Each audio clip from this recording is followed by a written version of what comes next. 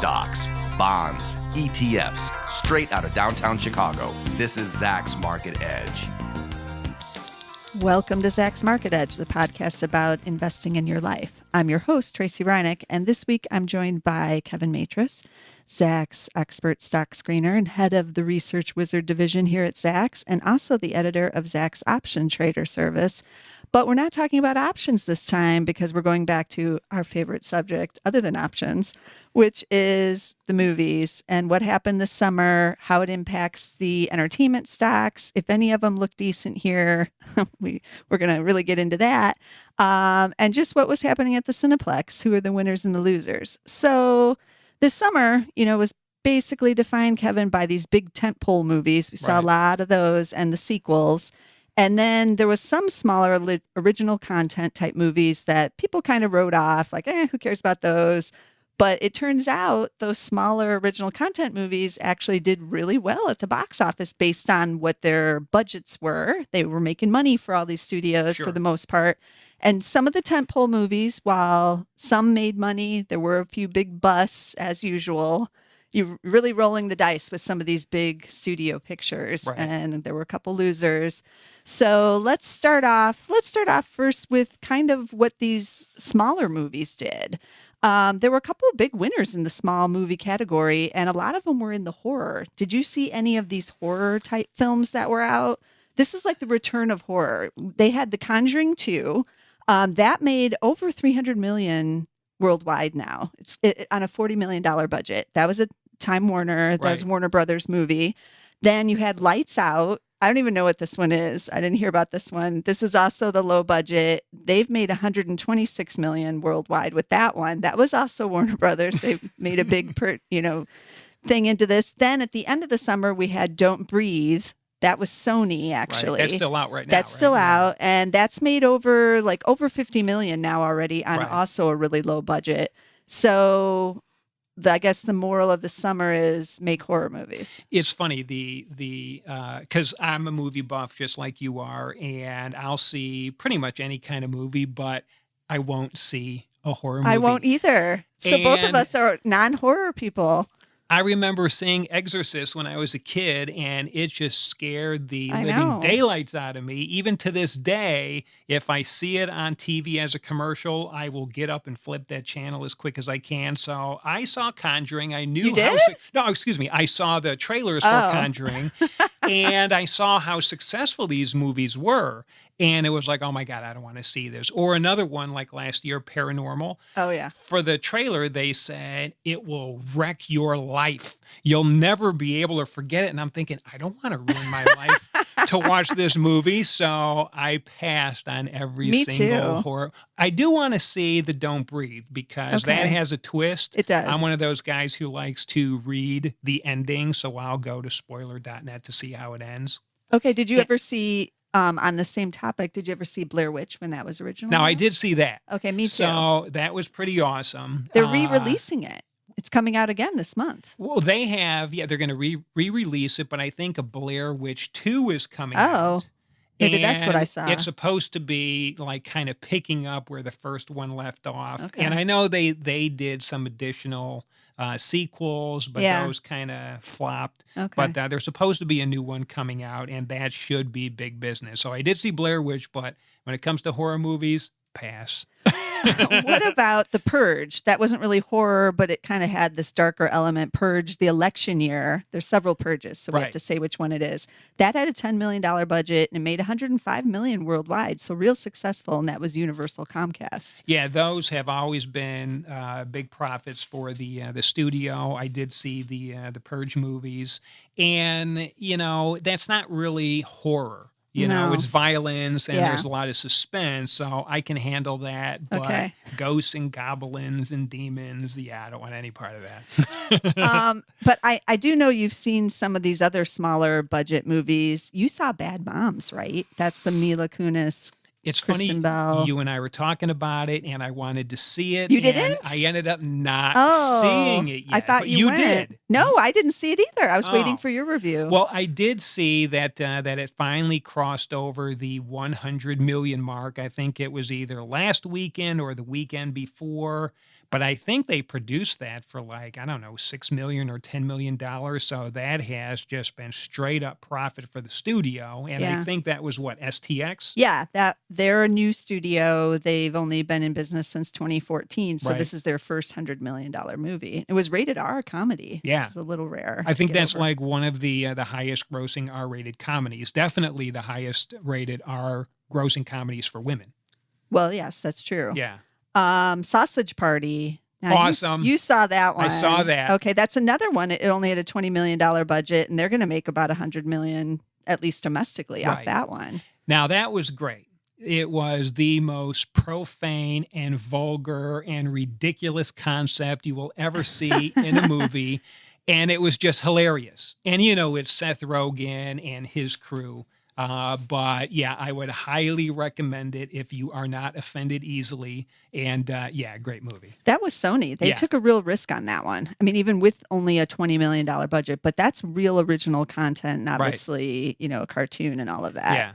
Yeah. What about The Shallows? That was also Sony. That was the Blake Lively stranded out on the buoy with the shark circling. That had a $17 million budget and it made $93 million. Yeah. That was a big hit. I didn't see it. I wanted to. You know, I didn't see as many movies this year as I typically do. Yeah, what's wrong? Shallows was one of the ones I wanted to see, but I was not able to see it. But I did see her husband's movie, Deadpool, which was great. That was pre-summer. That was pre-summer, but that happened to be in one of the top 10 grossing movies of 2016. So I was supporting the family. Okay. So one of the other real big original content winners, I'm pretty sure you didn't see this one, Kevin. How do you know? Me Before You. I did not. the paraplegic love story set in Britain. It was made for only about $20 million. In the US, it made $56 million, but it crushed it overseas, $140 million over there for $194 million. That was Warner Brothers. It was based on a best-selling novel. It came out kind of early in the summer. We all cried in the theater. Is that the one, the girl from Game of Thrones and Yes. the guy from Hunger Games? That Yes. was that, right? Yes. Yeah. It looked, Yes. I would look like You'll I have to was rent gonna that one. break down and start crying. So I didn't You see do that cry one. in that, but apparently the audience was there for that kind of, it was, I would call it a romantic drama. Really? It's not the comedy side really. So they don't make many of those anymore. And this one, you know, again, maybe they're going to start making a lot of her books like they do Nicholas Sparks, because they're always looking for these kind of romantic dramas, and Right. the book world is a And good the place. series, right. Everybody wants to jump on that bandwagon, but it's been kind of hit or miss. A lot of studios are not having the greatest amount of luck with being able to turn these book series into profitable movies. So good for them. They were able to do it with Me Before You. Yeah, yeah. Well, let's talk about Lionsgate since you brought up these series as a studio. Okay, so they had Twilight, they had Hunger Games, this crushed it. They had Divergent. We know some of the problems with that, and they're going to maybe go to cable or television for the final installment on that. It's unclear. But now they're basically in the specialty film category again. So they no longer have these big blockbusters, at least right now. So over the summer, they had a number of films that did pretty well, actually. They're either first or second, depending on how the numbers work out this weekend, Labor Day weekend, with the overall and the specialty films. Now, in that area, that's more the indie films, the smaller but real small budgets. Right. And they released 27 of those films this summer, up from 25 last year. Lionsgate is usually one of the big distributors in that category. So they had two big hits, Cafe Society, which was Woody Allen's movie. And then they had at the end of the summer, Hell or High Water, which they kind of started off real slow in limited release. And this weekend, Labor Day weekend, it opened up on 1,300 screens. It's made $16.5 million, which is good for, again, a small budget film. It's getting a lot of critical success. And then they're expanding it over into Europe, I know, this month in September. So they haven't had buzz at all with a lot of these smaller films, but they're seemingly out of the game with these big blockbusters. Yeah, you know, I mean, Lionsgate was, that was a stock that I was in for probably 3-4 years. And I think I made over 300% return before I finally got out last year. And they were just struggling with being able to find really big tentpole profitable pictures once Hunger Games was over. I mean, they just weren't really able to get any big things out the door. When I look at what happened to them in 2015, when you look at the big theatrical releases, they had one of the smallest slates of big theatrical releases. They only had 10 big pictures coming out in 2015. Usually they have anywhere from 14, 15 pictures. So they had a lot of money riding on those 10 pictures, and none of them really hit. And when they finally ended up reporting earnings in Q4 of 2015, they just missed terribly, and the proverbial stuff hit the fan. And between the fourth quarter of last year and now, that stock has been just decimated. It's been cut in half. Yeah, but I looked at the fundamentals there, and it's not cheap. The estimates are being cut still. Right. And so even with the shares declining, it has a forward P of 53. Right. I mean, Yeah. something's got to give. It seems like it might have further decline in the future there. When I look at that chart, I mean, when I got out a long time ago, I keep thinking to myself, I'm looking for a place to hop back in because they have such an extensive library of movies and TV shows, because they're really experts at distribution and licensing and all of this stuff. But you need to have more new content, and they just haven't really been able to hit on that front. I like Lionsgate. I would love to buy it if they could drop down a little bit more, especially given the fact that with only 10 big pictures out last year, I believe next year they're supposed to have as many as 17. So you can see they're really gearing up to be able to increase their big theatrical releases. Again, we were talking about Blair Witch 2. That could be an interesting thing. Power Rangers is going to come out next year. That could be a big tentpole for them. But yeah, Lionsgate, I mean, that's probably the poster child for what's been happening to a lot of these studio stocks, because they're struggling across the board. Yeah. So let's talk about Disney. That was kind of the golden child. Right. And that those shares have struggled in 2016. Right. They're actually kind of attractively valued. They have a forward PE of 16. They do pay the dividend. Earnings expected to grow a little bit here and slow down a little bit next year. But I don't think it's the film side that's their problem, because they did take the box office crown this summer with two huge films, Finding Dory and then the Avengers film. And they saw over $1 billion in box office receipts. They had a couple losers, though. They had a loser on Spielberg's The BFG. I didn't even remember. Yeah, that was film. recently. Yeah, that was the summer. It grossed only $54 million domestically. It cost $140 million to make. It's only made $160 worldwide, but they can absorb that because of these, huge tallies with the other films. And then they have the Star Wars movie. I keep seeing the trailers for it. Yeah, that coming Rogue out. One that's going to be out in December. Yeah, big holiday film for that. Plus just the licensing and all of that on all of these types of films is huge for them. I look at Disney. I've always thought that was a great long-term play. I still do. But the last time you and I were talking about movies was probably in November of last year. And since that time, I think Disney is down like 20% since that discussion. And they've just had hit after hit after hit. Looking at the top 10 movies for 2016, Disney or, one of their other studios, Buena Vista, they're responsible for the top 4 of the top 10. But it hasn't really changed their fortunes much. Yeah. And if you take a look at their earnings estimate revisions, for the full year, I believe over the last 60 days, estimates are coming down. Not a huge, but they're still down by about 0.5%. For 2017, they're down by 1.15%. So they're struggling, even though they seemingly can do almost no wrong, except for that BFG. When you take a look at their studio revenue, these big theatrical releases only account for about 15-20% of total revenue. So even if everything they touched turned out to be the next Avengers or the next Star Wars, that isn't going to be enough to compensate for the other struggles that they're Right. having, which a lot of it has to do with their other media arms, not the Right. least of which is cable. Yeah, that's one of the dangers we've always warned people about with these Right. studio stocks. It's not just about the movies. Of course, if you have a big bust, that really hurts you. Let's talk about some of those. Paramount, they had the Ben-Hur bust. Unfortunate for them, cost Yeah. about 100 million. They made just 42 million to date. But apparently I read this, they actually in agreement with MGM on that one. So they're not going to take the full brunt of all the losses on that. But they also had Teenage Mutant Ninja Turtles, which did okay. It made Yeah. 242 million, but that's almost like half of what the last Teenage Mutant Ninja Right. Turtles made. So they seem to be struggling a little bit. Their parent is Viacom. Viacom earnings expected to decline 28% this year.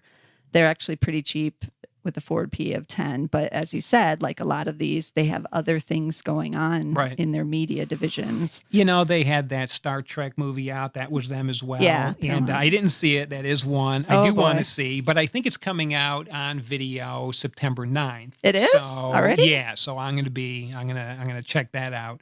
That one But- has been one of their hits, actually. Yeah, but again, that one didn't do as well as the first couple. I think worldwide so far, it only did like, I see 286. yeah, the last number I saw was 220, so Yeah, but they- 286 is better. But they just opened in China over the weekend. Oh, They well, made that's 30 good. million there. They haven't opened in Mexico or Argentina and a few other Yeah. Latin America. So that number will probably still grow. So that seems like a success. Yeah, but I thought the second installment, I thought that did close to 500 million. Yeah. So being able to clock in at, let's say, 350 after everything is said and done, that's kind of a disappointment. They also have that new Jack Reacher film that's going to be coming out with Tom Cruise. He's always a big draw. But the first Jack Reacher I thought was fantastic, but that too only did about 220. So even if they're able to do as well as the first one, and it looks like this trend is usually Yeah. they're doing worse, Yeah. that isn't going to move the needle for them either. But it's interesting too, because Paramount, they're one of America's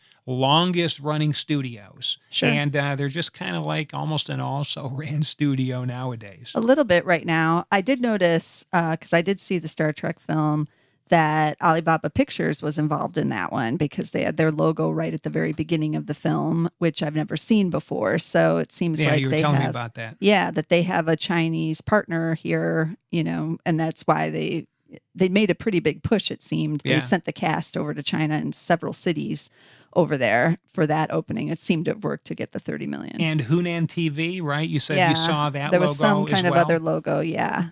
So it seems we're seeing a lot of these partnerships with Chinese investors and Chinese media Right. companies. You and I were talking earlier, because one of the things that was exciting about Lionsgate early on is last year is they were forming partnerships with Hunan TV and the Alibaba Group. So it was interesting that you didn't see the Lionsgate logo for the movie. Although I have a feeling that that the Lionsgate partnerships is really just trying to bring the licensing and the distribution to the broadcast media. So they're going to be the ones probably streaming it online once it has its theatrical run and all of that stuff. But it is interesting how important the Chinese partnerships are becoming. Yeah. Because, you take a look at Deadpool, for example. Deadpool, that was, I still believe, it was in the top 10. I think it was the 6th highest grossing movie of this year, but they did not get a chance to show in China. And Deadpool without China did 782 million, but China probably could have added an additional anywhere from 70 million to 100 million. So if you're fortunate enough to be able to get your movie shown in China, and there's only a limited number of U.S. movies that can get runtime in China. If you're fortunate enough to be shown in China, usually that means you can almost be guaranteed a success. But if Right. you're not in China, that is going to have a significant negative impact on your bottom line. So more and more people are doing everything they can to either film over there or get Chinese actors or get Chinese investors. everybody's making a push to be able to somehow align themselves with China, and it makes total sense. Another movie that kind of didn't live up to expectations was Ghostbusters, which I did see. And that had a budget of 144 million. It's only made about 217 million worldwide. So they're going to take a loss on that. That's Sony taking the loss. And apparently they're not going to make a sequel. And they might make, television type sequels like cartoon sequels and things like that. They will license out the characters and all of that. So they'll make some money off of that. But that was one, kind of black mark for Sony there. But Sony's numbers, well, their forward P is 41, so they're not cheap here either. Because they're over in Japan, we only have 2 analysts covering them. So it's a little bit harder to know what they're doing. And they also have the big electronics division and all this other stuff going on. Right.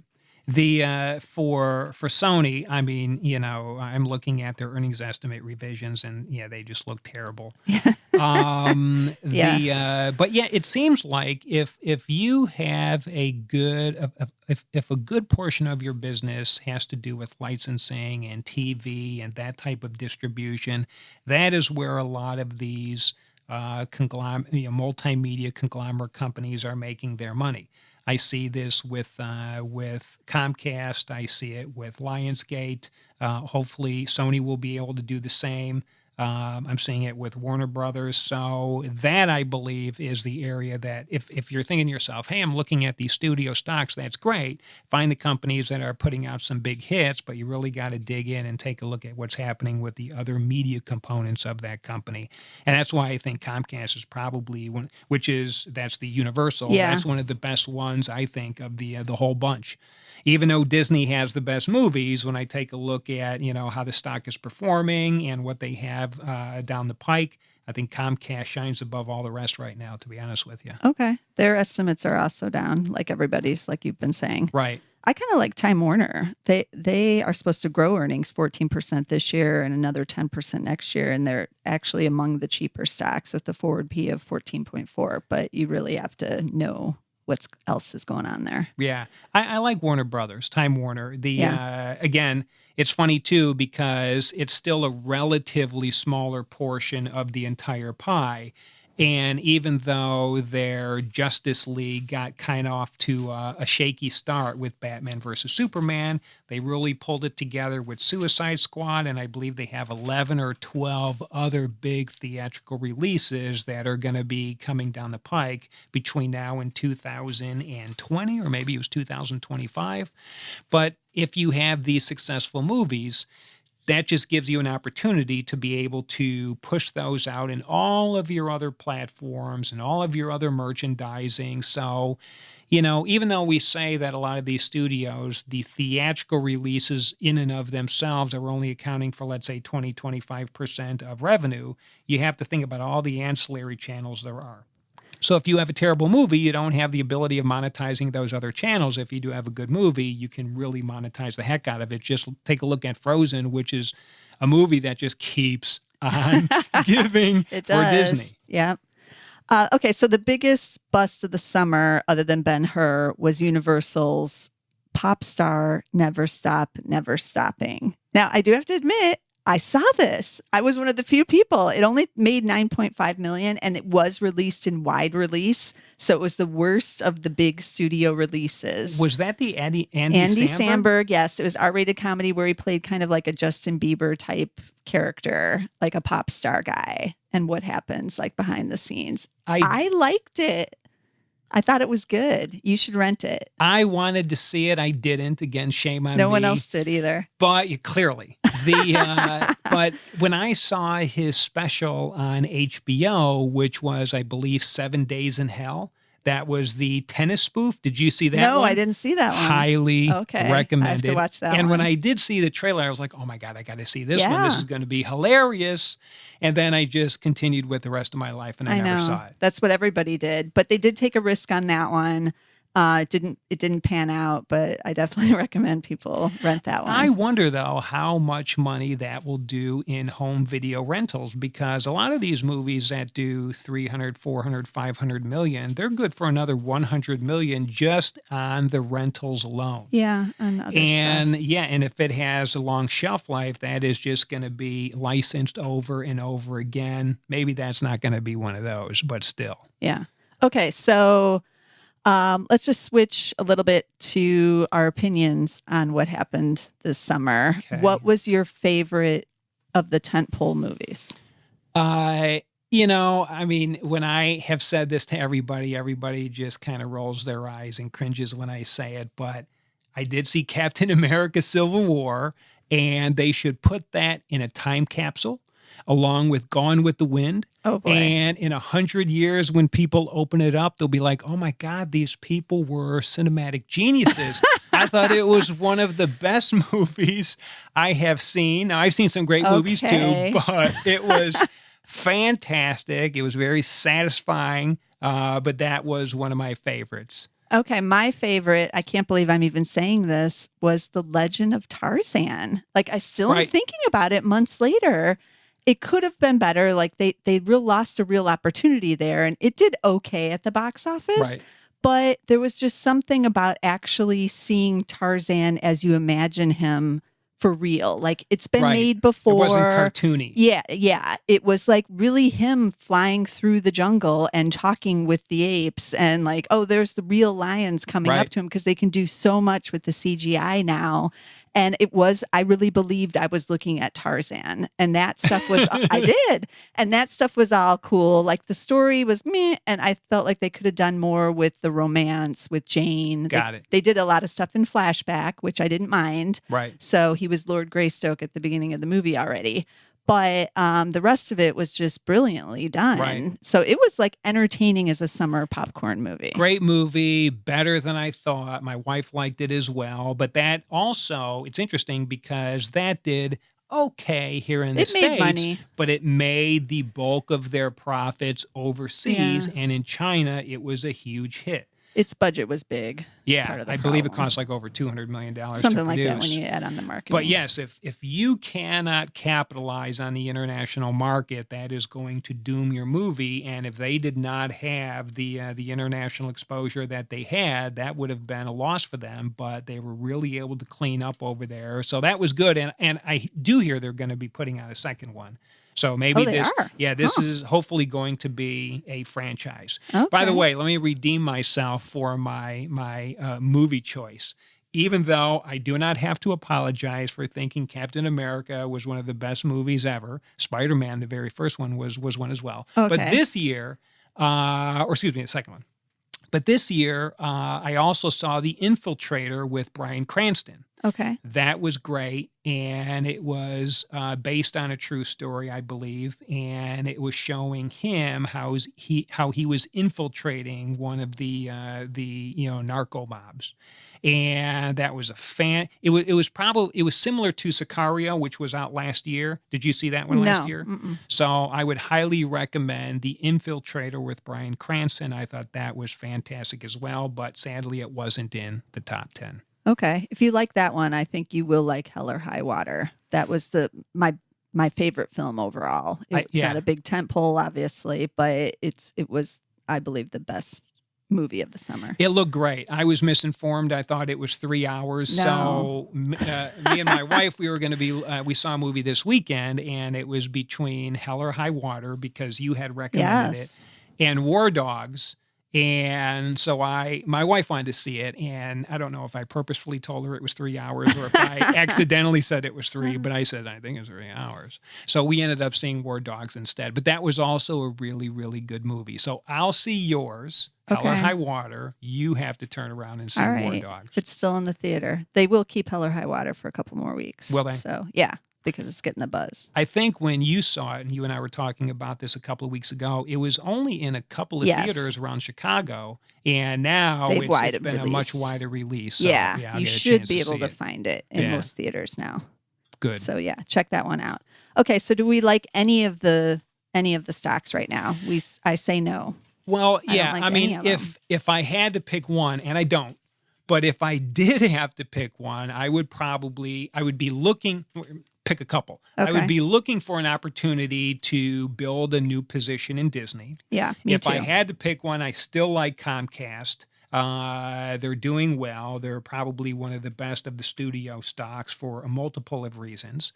And if I had to do something else within the studio space, even though the theaters are struggling right now because box office year to date, box office is up 5.5% over last year, and last year was a record year. But I believe foot traffic is down, right? Ticket sales attendance is actually down like about 9%. However, though, the one Cineplex stock, if you will, that's doing well, or at least has potential to do well, in my opinion, is IMAX. So we were just talking about the importance of the Chinese market. They've got a backlog, I believe, of over 200 theaters in China. And I just read that they're also going to be putting another 100 IMAX screens in China next year. And a lot of the studios are putting more and more of their films on these big IMAX screens because they can increase the amount of money that a moviegoer will pay to be able to see these. So, as China's importance in the movie space grows, you want to find a place that's really capitalizing on it. And I think IMAX is perfectly positioned to do just that. And that ticker is IMAX, right? Yeah, IMAX. Okay.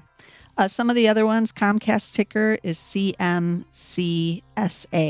Sony is SNE. Time Warner is TWX. Lionsgate is LGF. Disney, of course, is DIS. And Viacom is VIAB, the B shares there, if you're interested in that one. So check those out. And you can also check out our old podcast if you feel like it, on movies, which we did do November in November of 2015 or so, looking at the Oscar contenders and what was happening there, which we did get kind of correct on a few of them. But I'm sure we'll be revisiting this because it is interesting what's happening in the entertainment world right now, but some of the stocks just are not really there right now. Yeah.